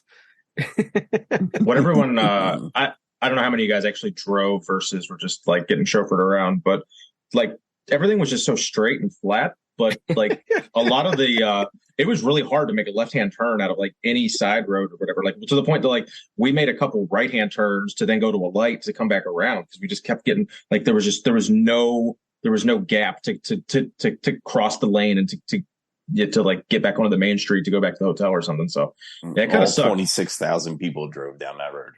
And there was construction. There was every other. It seemed like every third road was closed down with construction too, because like my GPS kept having to reroute like half the weekend. So that was fun. We drove in from the Minnesota direction, and aside from when we came back to Canada, because we drove through the Canadian Shield, so I saw moose on the way. I saw bald eagle. Like we saw, it was the best. But second to that drive on those back roads from Minnesota to Aberdeen was amazing. I've never driven on a lake, but when you're coming from that way, you're just driving, you're going, and then you are suddenly on a 2-lane road in the middle of a lake, surrounded by birds and fish and like everything. And it was incredible. I've never had that happen. So, despite Aberdeen being the biggest city in the area, it's the 3rd biggest, I think, in South Dakota. That some amazing scenery. So you're right. It was flat. But I've never seen a pelican before. Then I'm watching freshwater pelican. The hell's a freshwater pelican? It's like the seawater pelicans, except for freshwater, Joey. Yeah. Thank you, Scans. I gathered that. He asked. Yeah. And I could. That's actually really okay. So Steve's wife messages him. I hope he doesn't get mad for this. And he's like, "Where are you guys now?" He says, "Northern Minnesota." She says, "I don't know what that means." And he's like, "Well, it's just north of southern Minnesota." And I thought that was it. I was like, "Yeah, it's a really good answer, Steve." You reminded me of that. Yeah, I agree dad with joke. his answer. Pretty honest answer there. So that's my storytelling time, and I don't know who else has anything they want to add about this, but like, are we coming next year? I mean, I'm in. Gonna try. Absolutely, 100%. More than likely. I've already bought tickets to home gym con that I don't want to eat, and I don't know that I can afford three. If I go to the Arnold, my wife told me, she's like spilled the beans to me how much we spent this year on like Yeah. solely fitness. Like it's Yep. fucking 10K. I dropped 10K Yep. this year on shit, and I'm like disgusted at that. But I don't think I can do that next year because that's like a large portion of my income. So, but 95% chance I'll be there. I was talking to Steve about if I have to choose between this and the Arnold, I'll probably do this. Yeah, probably. But he was like, the Arnold, like, is 6 hours away, man. He's like, the first time we went, we wanted to go early. I brought the kids, blah blah blah. And he's like, honestly, it's 6 hours away. We could go down there the day of, show up in the afternoon, and come home the following day. It does not have to be a $1,500 trip. And I was like, yeah, because I'm not bringing the kids next time. So we'll see. Because if I am forced to choose, I'm doing this. No offense to the Arnold. That was a once in a lifetime thing. Fun as hell. Packed with people I don't know. Smells terrible and loud. And bathrooms are good though. Yeah, the bathrooms are the Crew Fest though, or whatever, the Lifter Hard, Lifter Easy, or whatever we're going to do next year. I know everybody. Classic. Well, I think they'll have a different name next year, or like part 2. Hot Shots. I would just be like 2023, 2024, 2025, 2026. I don't know. I would just keep it simple. Like with powerlifting meets, annual powerlifting meets, like historically, are usually the same name, and it's just the date changes. And if there's one thing I'm positive is that Massonomics does it like everybody else, and does not make changes to make themselves and everybody laugh. Yeah, that's true. So I'll probably, I will very likely see you guys, and like I said, if I'm still lifting by this time next year, that's what I'm doing. We can chat offline, Scants. I have some medical stuff that needs to be tended. Come lift rocks. That's probably gonna happen too. Or come Highland and throw rocks. Did anyone just basically a short answer of what was your favorite thing? Like just throughout the weekend, you consider the whole 4-day travel, whatever. What was the one thing that you were like, you kind of hit you and was like, yep, this is why I spent the money and the time to get here? My favorite thing was, go ahead. Oh, I'm sorry. Being at the meet, so getting there so late Friday, I was like, man, I really regret this. I regret signing up. I knew I wanted to do it, but I needed the weekend, and it's like, no, it'll be good. And got up there, got into the hockey arena. Like, oh yeah, this will be sweet. And yeah, just being there was just awesome. It was so much fun. Getting to pop a couple fireballs with Big Lou, drinking some questionable pre-workout with all its glory. I think my skin was burning until Sunday. What makes pre-workout questionable? Did I miss a story? No. We just, when Scants and I went up and they gave us the samples and she's walking us through it, I'm looking at the ingredients, and first off, it had like 350 milligrams of caffeine. It was tapped out on beta-alanine. No. She's like, hey, by the way, here's a free liter jug, water bottle that it's got our old logo, and I'm like, sold. Yeah. Some more. Any other free stuff you got? That pre. Yep. That sounds like I don't do beta-alanine. I do hate beta-alanine. Chris? Yeah, So you could obviously go the easy route and go, meeting everybody and being at the meet and whatnot. But one of my favorite things, besides seeing Joey and my wife hysterical laughing up front, was watching Melissa, who was about to drop out. Like, she was on Discord basically saying she's unsure about it. She really was starting to get nervous with some of the stuff that we were talking about.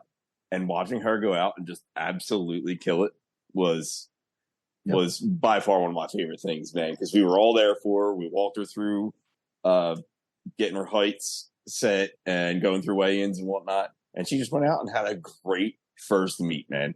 And ended up winning one of the banners and everything, man. She killed it. And that's what I like about it. it's that community behind it that just helps everybody. It's awesome. And it was great to see it. Powerlifting is competitive, but I think that it's also I hope you beat me. Right? Yes. Like I've never seen that in any sport that I've looked at, been in, you know what? Like when we talked about me setting the record or whatever, the first thing I said is, I want you to beat me. Come and take my deadlift record. Like that would be amazing. I said it. I've done what I'm going to do. Come and take it. And I think that's really cool. Is that maybe she was expecting it to be a little different, but then you add the level that we're crew. Yep. Right. And it's not like you're walking in and hoping, I hope somebody knows me and might show me what I can do, blah, blah, blah. And we're all just like, no, we got you. We'll walk you through this step and hope you beat us. Like, that's a good call, man. That's very good. Scants?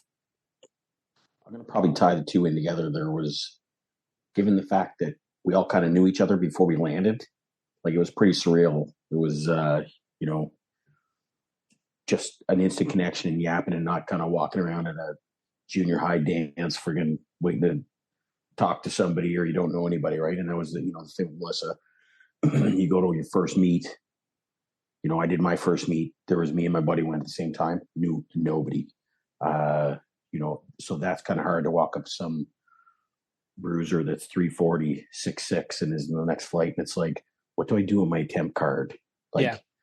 But with everybody there basically being all buds and stuff anyways, it was, it was so easy to, that's it. Where guys are helping each other on with sleeves or, you got socks? No, hey, well, here's my socks. And it was just instant automatic. And I was glad that there were so many first time lifters there. So they were able to kind of, pop that cherry with, I think there must've been a Big 10. They were the first time lifters. And so they get to lift in that beat, like in that environment. I think that's just, there's no better way to do it.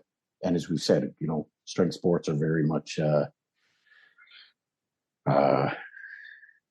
inclusive and but you get into and it's like I've done strongman, I've done Highland, the entire bunch of dudes are just literally, somebody sees you doing something wrong, they're going to grab you, hey man, come here, listen, the way that you were casting that weight, you got to try like that, or do try this when you're lifting the stone. And you can't beat that, because again, it's something that every one of us has done our first one plate squat.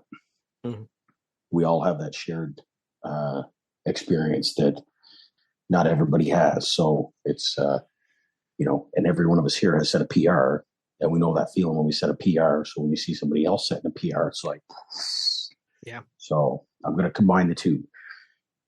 Seeing rookie lifters smashing and having a great time, and then also just that immediate boom connection, interaction, and just like world buds kicking off and chirping each other and doing what you got to do. So there, I'm all deep and philosophical and all that stuff. It's a joke here.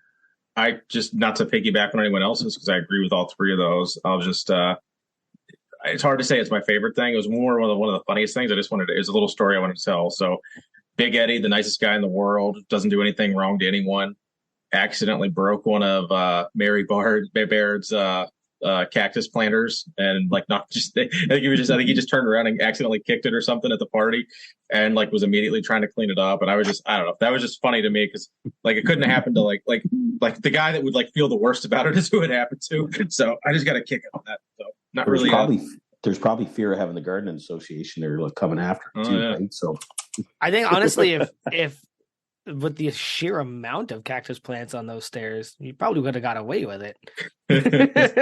There were a lot, weren't there? Yeah. I think that I gotta say that that the gym the following day, having Scants and the Strength Co and Meg and Jacked and Ginger and just all of those people like showing me how to do things I've always wanted to learn how to do. The things I wanted to learn how to do is one thing, but learning from the people I got to learn with, I think, was like just something I never thought would happen. And then the other one would have been probably arriving Friday, walking in the door, and it was just immediate. Like we just all were like, and it was fun. There was no awkwardness. You see some of these people's personas online and you kind of wonder, like, are we gonna get along? And you do. Like, they're just amazing, right? Having a cigar with Matt and Dylan and Steve, and then some of the other younger guys that were smoking with us, like, that was so cool. Did I just drive 21 hours to have a smoke with people I'd never get to do that with? So I think that those two surreal moments. And then there was two others, me, Keith, and Tanner. Well, I was just gonna chime back in with that one. Yeah, talking about the future of what we're doing versus the future, not versus, but in alignment with what they're doing. I think that was really cool. We got some really good ideas, some really good feedback on one of the things coming up. Finally going to get Big Matt on. Like, finally going to get to Big Matt. He apologized for not being able to make it tonight, but we're going to get him on eventually. Are we though? Absolutely. We've been trying every week. And then the little tour of the fulfillment center. I wish I could tell you guys the thing he pulled out of a box, and he's like, "Yeah, I got this laying around," and I was just like, "What?" Was it a fart? Was it a fart? It's a fart box. No. Just open a fart. That would be great. But yeah, so that's my input there. One last one I'll close with on that part. The group photos. We got 2 or 3. The group photo Friday night. I'm gonna get that. I'm gonna print that off as big as I can and put it up in the gym. The one at the meet. I mean, I'm definitely adding both those pictures to my gym wall somewhere because, I'm just a huge fan of just big group photos. It's like, that's a little part of history. So, Ryan E. So he's holding the banner in the one at Tanner's backyard, and I guess he was trying to shout something. So this photo where everybody is perfectly posed, it looks like he got killed in The Grudge. Yeah. And I would have his mouth's all half open. Yeah. And he pointed it out to me. And me and Scants both showing up in kilts. That was really funny. That was good. Because you had your patch on, and then I was like, "Oh, I forgot my patch." Or did I? And then I got the tattoo up. That was a little good video there. Oh, and another. What do you got, Scants? Pants suck. Well, we're not going to ask you what you're wearing underneath though. We learned that last time to never ask a grown man what he's wearing. Flip flops. Nice. Another funny story I wanted to share from Friday night was so Big Matt and Big Scants got their singlets and they picked up at the fulfillment center Friday night, and Scants had taken both of them and put them in my rental car, and just basically forgot that he had Matt's in the car. So we're getting ready to leave a couple hours later. And Matt's like, shit, I have to go grab my singlet. And he's walking around for probably 5-ish minutes, like after we're pretty much already in the, we drove back and like he was walking around. And then finally, when we saw him walking in the garage one more time, Scamp's like, yeah, it's been in the car for like 2 hours. So that was pretty amusing. Actually, and the reason why was because when I originally went to throw that out, Matt's like, no, just leave it here, I'll get it. And I'm like, dude, I'm going to the car. Oh, so there was the very Canadian argument of, no, it's okay. Look, I don't have to do that. And I'm like, dude, just give me the goddamn singlet. We'll put it on the car. It's done. So when we landed in there, I was like, oh yeah, he was freaking pissing and moaning about not wanting to, just leave it here. So that was his punishment for just not saying okay the first time I asked. And Scants, you tagged Tanner's driveway. Was that something we were supposed to do, or was that just his kids just happened to have sidewalk chalk, and you were just like, "Yep, that's happening." Dude, there's freaking chalk out there. What am I? Leave chalk out there? I like Tanner saying this was the understatement of the night. But did you guys not notice where the Friday reveal was? Oh yeah, that was good. Yeah, so Scants did the Friday reveal in Tanner's garage, and I was like, what? Let's go do it again, but like with a bunch of us. And he was like, yeah, I'm not going to do that. But like, the original plan was all together. I wanted to get everybody in the garage doors, see if I get Mary or somebody to kind of like zoom in, doors go up, and then just boom, zoom out. Everybody was there, but we went straight into party mode. And then I'm like, there's no friggin' way I'm breaking this up. Yeah. So I ran in and I'm trying to find a friggin' button. And I'm like, Jesus, like, no tripod or anything. So I got like a beer can sitting, I think it was Tommy's car with a, it was a dog show. We just made her do, boys. It was a good call, and yeah, I think you would have been hard pressed to get people to. No, I didn't want to break that up for some foolishness. So, well, that's our recap. Didn't talk about the barefoot shoes. Check out the Discord for that, or ask me. I took a couple pictures. They are very good looking. They are very stylish. I hope they do really well. Mine arrived. Go ahead. The gist on those is just they're just bright red. Like I didn't really. So they're You were black. like, hey, They're black with red stripes, and then one side has the barefoot logo, and the other side has the Massenomics M. Okay, I missed that. Yeah, no, they're gorgeous, especially if you want barefoot shoes and kind of want, to rock Massenomics. And the black and red is like my aesthetic, right? Like that's everything in my basement is one of those two colors. It pops. It does pop. That's a good call. That's a good call. So I think we should do our sponsor read, which I believe we are tagging Chris Dillendam in on. I'm a ding-a-linger. So I was just going to go off the cuff with it and say, this is an extension of the Massenomics podcast. If you guys really want to dive in and get right into it, listen to the Massenomics podcast. You can become a supporting member for as little as what I believe $3 a month, and there's varying levels to that. But then you get into the Discord, where then you have the community we just talked about, and helped everybody through this powerlifting meet. And basically, when I describe the Massenomics podcast to people, I go, just imagine you got together with some of your lifting buddies and you put something down and record yourself, and you just press record and shot shit all day. And that's the Massenomics podcast. There's no real...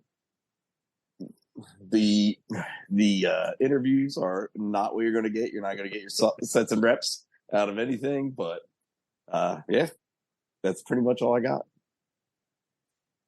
That was pretty good. I think next time I'll get Jen to do it, though. Yeah, no offense to you. Been a lot better. She would have to go from what she knows. Like we wouldn't even tell her.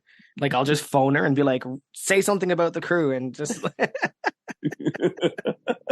And she would enjoy it. She would enjoy it. And she would somehow kill it and make me look bad. Yeah.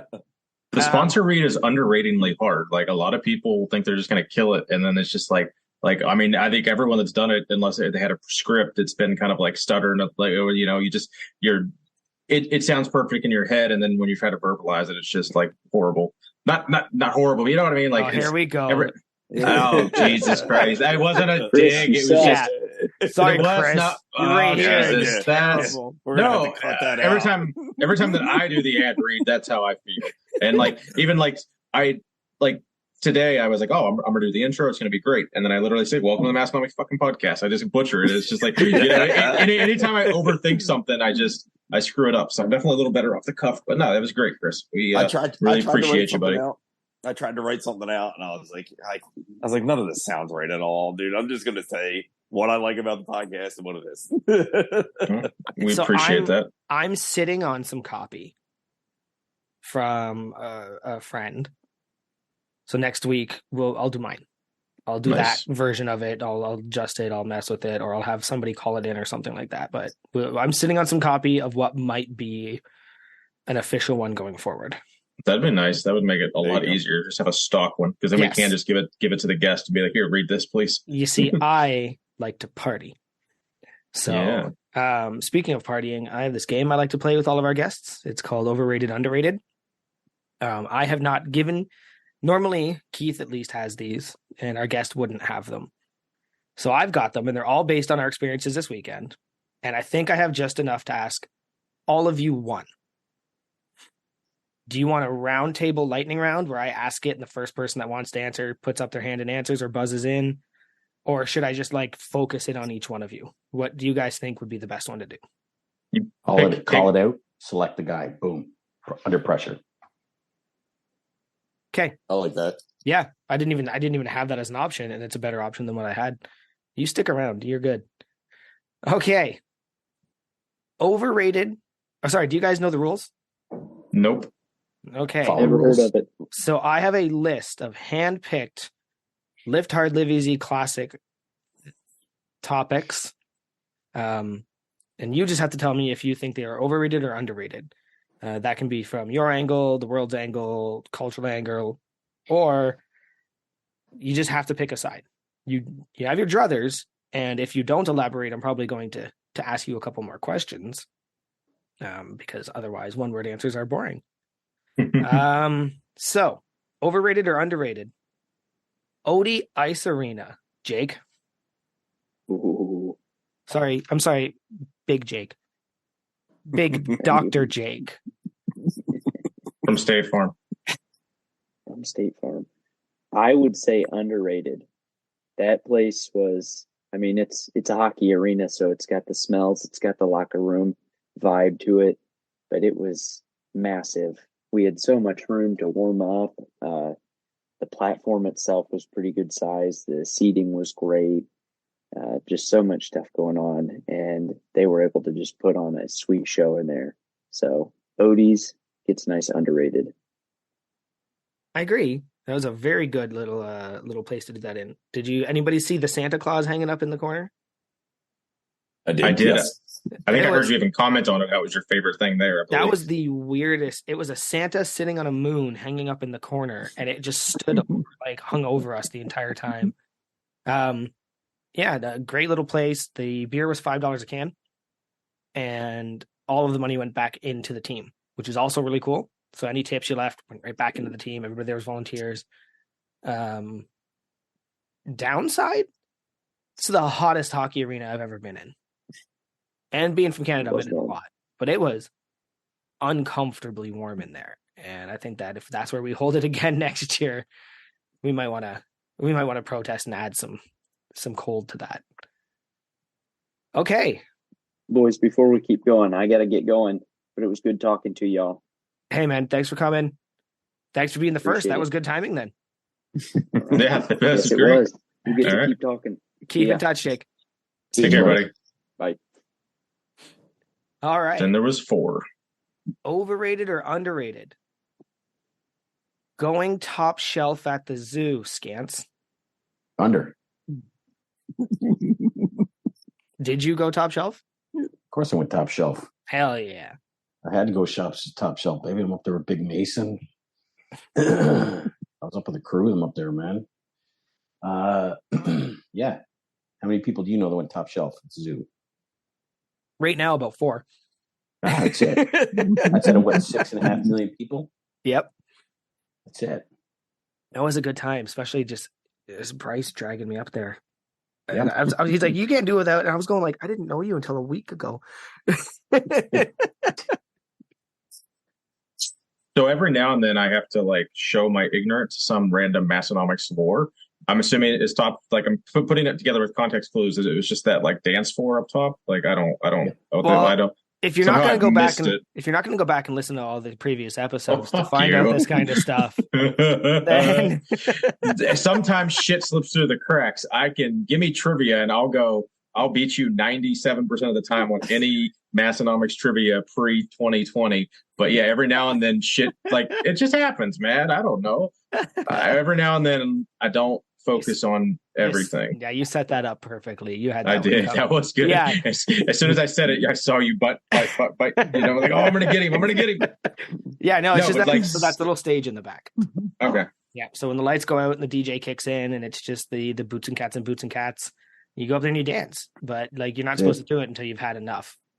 Like In my head, it was always just like buying the top liquor, like 'cause in that top shelf is just like the higher end liquor. So I didn't register to, and then in my head, that's always what I thought it meant. And I'm just like, what the fuck? He's talking about a dance floor. I'm so Yes. confused. So now I get it. that is the top shelf at the zoo. Cool. Got him. No question. Under. All right. Well, how many we got left here? 1, 2, 3. So I guess I'll have to answer one myself, which is fair.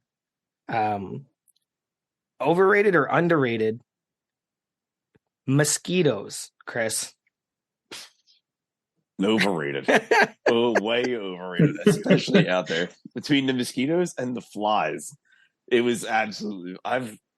We get a bunch of mosquitoes here, but nothing like that. Nothing. Tanner's backyard. It was like we were under assault. Like it was. And I'm wearing a kilt and a t-shirt, and I'm just like, I didn't even notice till somebody was like, "Are you getting bit a lot?" And I was like, "Is that what that is?" Like, what is their purpose anyway? Like, they just fly around, they're annoying, and they bite you, and then you're left with this red mark on your leg or your arm, and it itches for days. They serve no purpose. Well, we're gonna have to bother Caden about the mosquito issue at Tanner's yard. Did everybody thank Caden as well for making that yard look so beautiful? I did make a funny meme where there was like, if you zoom in on one of the like panoramic photos, Caden like kind of is essentially like pointing at the grass. So I made like the caption, it was like, you see that? I did that. It was pretty funny. It was kind of blurry, but it was good. When Tanner posted the photo, I was like, I'm getting my backyard ready. I tagged Caden and was like, hey man, good work. Nice. All right. Caden's big. He's tall. Like he was a big guy. That's a big dude. All right. So mosquitoes are underrated. Now, are the mosquitoes overrated? The mosquitoes in Tanner's backyard are, the worst. Like it didn't ruin the experience, but I thought it would be funny to just remind everybody about it. Interesting. Keith is going to get this one because you're the last one. Yeah. Overrated or underrated? Aberdeen Insider. So yeah, big scants. Now that, so for clarity, that was the one that the article was in, not the magazine, but it's like it's the sister company of the magazine. So I thought it was a cool article. Scants did basically tell me they butchered like where he was from, and that he hasn't been a tank driver in 20 some years, I think. Like, so I don't, and I believe they referenced it as a, like they didn't say meet. People never say powerlifting meet when they don't know what they're talking about. It's always a powerlifting competition or a weightlifting competition. I'm like, no, it's a powerlifting meet. So that was kind of, annoying in the aspect of it, but all in all, to help build a little bit of steam for the the Lift Hard Live Easy Classic 2024, as we're going to call it, because I said so. We'll go ahead and give it a. I say, how does overrated or underrated work? Give me a second. I'm going to answer one of these in a minute. So it is underrated. Yes, underrated. I didn't get to read the article because I read it. I took a screenshot of it and read it, I think, on one of my layovers. I grabbed the last one in the lobby. Well, Ryan grabbed it for me because I didn't have my bag. And then we all found out that Scants didn't get one. So you got my copy. Oh, yeah. Murph had one. Yeah. So where's my copy? But I will say this. But Buddy crafted sentences. Whatever it's got me in quotations, that's not quite what I said. So there's even phrases I'm like, I would never use that phrase in my life. But the gist was there. I'll say this dude was Rob is his name. He was so excited for the thing. He was seeing how he went down to the gym. He was talking to Tanner, and Buds could not get over just the environment there of just all the dudes. And they were there when he got down, and just how welcoming it was and all this kind of stuff. So it's he was very excited. He showed up at the zoo, him and his buddy and his boss. He took them all down to the zoo so they could meet everybody. So yes, there was my wife has never been a professional bodybuilder. I saw that. Yeah, there's a few things like that, but it was so it was not exactly what I said, but a facsimile of what I said. So it was a good read. Okay. So that leaves me to answer the last one, which is actually kind of convenient because I had crafted this before I knew anything. So overrated or underrated, the Massonomics Fulfillment Center. Me, I had assumed you guys all went when I crafted this list. So I'm gonna say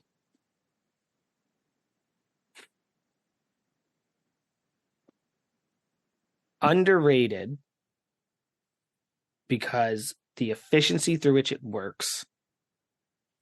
I've never seen such that on a small scale like that. Usually I see that on a bigger scale under that efficiency. As a podcast location, way better than mine. I got nothing on that. And like I said, seeing some of the stuff I saw that I'll never unsee.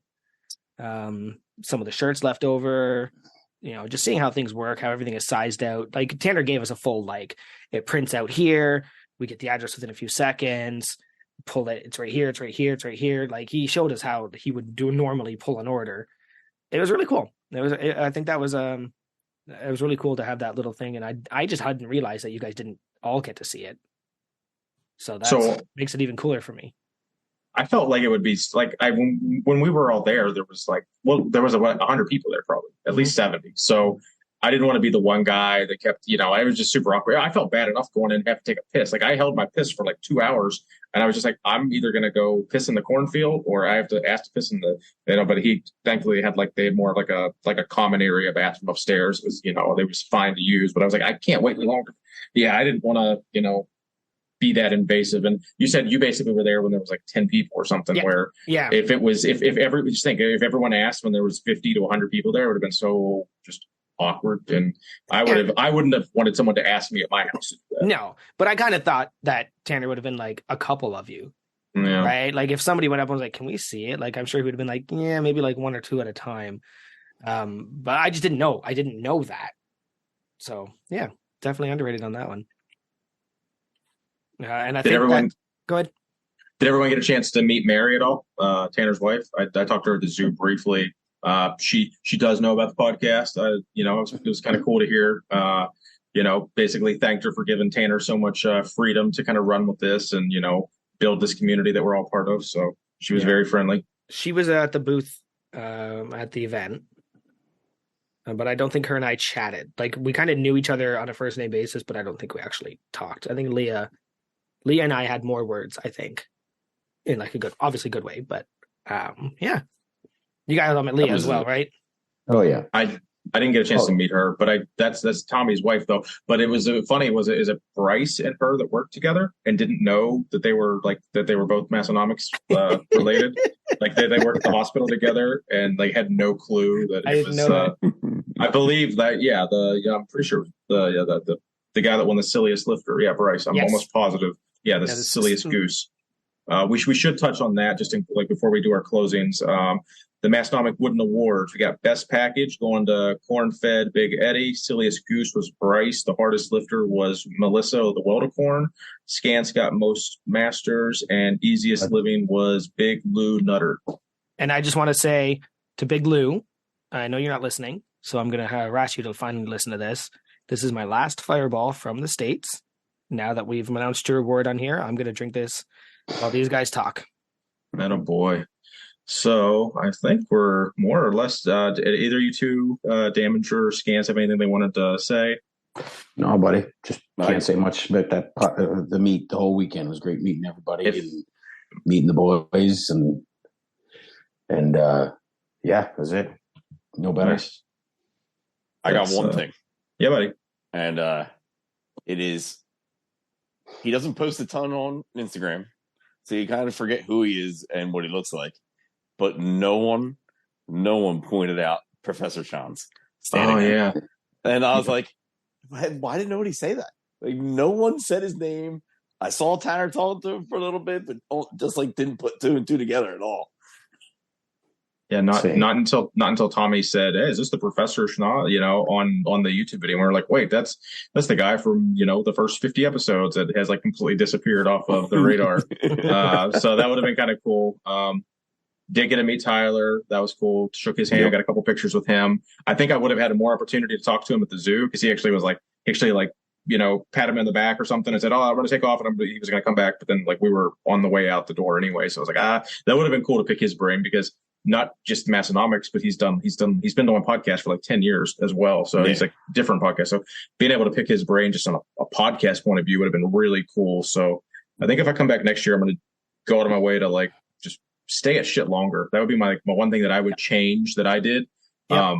Not necessarily drink it more, but just stay at shit longer. If that means I got to maybe not come with my wife or Uber separately or something, just because I don't want to ruin her trip by making her stay up hours later. But I got to figure something out to just be at shit later. But the travel Sunday was horrible. I know Damager had the early flight that I did too, but he was home and I was still on my second layover with 7 more hours of travel.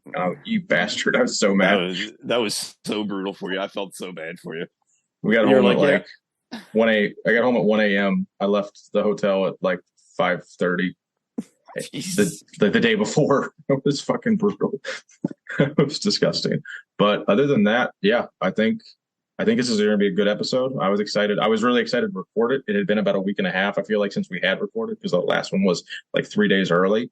Having a couple guests on that we've had in the past, people that now we've met in person. This was an awesome one. I don't know. We'll probably try to do shit like this. Like if we all end up going to the Arnold or something next year, we might do something like this again. But for sure, next year for the Lift Hard, Live Easy Classic Part 2 or whatever we're going to call it, we'll definitely have another one of these. I'm excited for their podcast to come out because it's going to be. And did anyone? I know Chris. Did you listen live last night? Because I think the rest of us kind of abstained because I didn't want to have their podcast influence our podcast. I did hop on. I hopped on for a little bit because I was trying to finish up some bourbon, and then ended up finishing too much bourbon, and then felt awful all day. But I don't understand what that means. Dude, it was bad. It was bad. I didn't think there was that much left in the bottle, and I poured it into the glass, and it filled the glass all the way to the top. Oh, and I was hate like, that. Oh, yeah, man. when it's like that last little, you're like, I'm not gonna leave one drink. This is stupid. And then you're pouring, and it just doesn't stop, and you're like, oh, this is even worse. Yeah. Oh, I've been there. I listened for a little bit last night. I don't think I was on for the entire thing, but it sounded good. He left. I think I was the only person in there, as far as I know. But did they try my waters? I think I came into it kind of late. So got it. Yeah. So we left them the root beer, the orange vanilla, and some steam whistle. So they had remember when they were talking about beer in a green bottle, and they were naming them all, and then like I'm shouting from my car. Like, you guys haven't even tried steam whistle. So Steve bought them steam whistle, and we drove it all the way down there so they could try it. And it's just make sure it's cold. I assure you, if it's not, you are not going to enjoy it. But we'll see. I know Grant was drinking a root beer, PC water. Did any of you guys try those? You gave me an orange. I drank it there. I believe I thought it was kind of essenced, like not great. Like it was just flat, kind of like I didn't love the orange. The root beer warm wasn't great. The root beer cold was significantly better. Because I think we like, but yeah, if I had to choose, I'd go root beer over the orange on those. But it was cool to try something different. Now, is President's Choice just like your like just generic brand, or is it like a popular like name brand? It's like Kirkland, but from Loblaws company, and Loblaws is the big corporate giant up here that steals all our money. So yeah, anything you guys want to add? I think we can wind it on down. Yep. Part of me wants to go for 9 more minutes, so we break 2 hours. But I think we're good. I think this will be another 145, 150 episode, and it's going to be great. So I am Big Joey. You can find me on Instagram. You guys, where can we find you? So go ahead and follow Big Jake, Midwestern Jake from State Farm. Jake, not from State Farm, is his name on there. So go ahead and follow him. He tagged out a little early, but be sure to go follow him if you're not. I'm Big Keith. You can follow me at Keith Honeycutt 73. Go follow my Orange Jim at the No Wine Cellar. More importantly, go check us out on Instagram at Unpaid and Underrated Podcast and our website, unpaidinternpodcast.com. And then we got Chris and Scants that are going to sign out. So, Big Chris, where are you at, buddy? Yeah. Big Chris, baby. That's it. Big Chris Dilladinger. And you can find me at Combine the two. Beer Belly _lists on Instagram. And don't forget to also follow Jen at Jen Daminger on Instagram. But like I said, we're basically best friends now. So sorry. So like every meet, every time we're all together, we're gonna be like, "Hey, Chris, Jen." That's the way it usually is, anyway. Scants. Yeah, just Big Scants. What am I at? Scants 1? I don't know. I'm in there somewhere, boys. You know. Yeah. Follow me on Instagram. You'll figure it out. Just hang out. Get saucy with your mother, and I'll show up in a heartbeat. That's how it works for dad mode. Was there any mother talk this weekend? You met a fair amount of mothers this weekend. When it comes to mothers, we're done talking. Yeah. Well, on that note, boys, we'll go ahead and see you next Tuesday.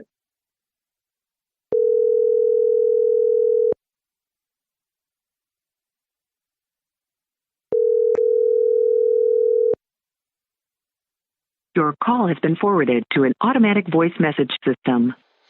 Unpaid and underrated. Is not available. At the tone, please record your message. When you have finished recording, you may hang up or press 1 for more options. Hey guys, it's Big Matt. Calling because we talked during the Lift Hard Live Easy Classic about having me on, and you guys said that I'd be on this week.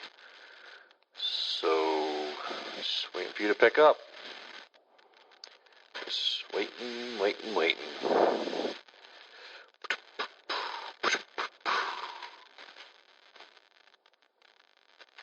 You guys are fucking assholes.